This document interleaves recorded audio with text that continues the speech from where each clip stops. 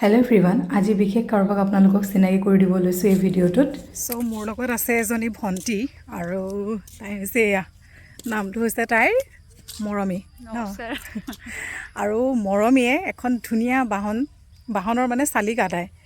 এইখন তাইৰ হৈছে স্কুল ভেন, যিখনত তাই ষ্টুডেণ্টক মানে অনা নিয়া কৰে স্কুললৈ।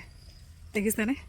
ভেন এখনৰ চালিকা বা চালক সদায় মানে আমি দেখি আহিছোঁ ন জেণ্টছ, কিন্তু ফাৰ্ষ্ট টাইম মই দেখিছোঁ এগৰাকী অকণমানি ভণ্টি মৰম লগা। এইখন হৈছে তাইৰ বাহনখন।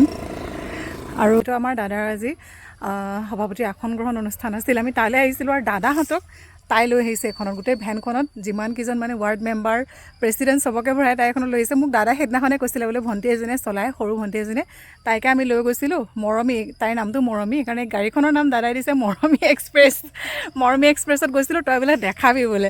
তাৰ আজি ভণ্টিক লগো পালোঁ আৰু ভণ্টিক ভাল লাগিলে। মৰম ছোৱালী, সৰু ছোৱালী কিন্তু ন, একদম সৰু ছোৱালী। তাই পঢ়িও পাইছে হয় নহয়? কি পঢ়ি আছে? ডিগ্ৰী কমপ্লিট কৰিলে, 3 বছৰ হ'ল।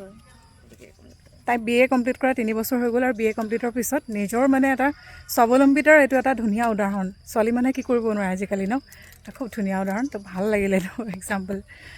গাড়ীখনৰ লগতে কিন্তু ভণ্টিজনীৰ মৰমী ষ্ট'ৰ নামেৰে এখন দোকানো আছে। আৰু আপোনালোকৰ কেনেকুৱা লাগিলে চিনাকি হৈ জনাব।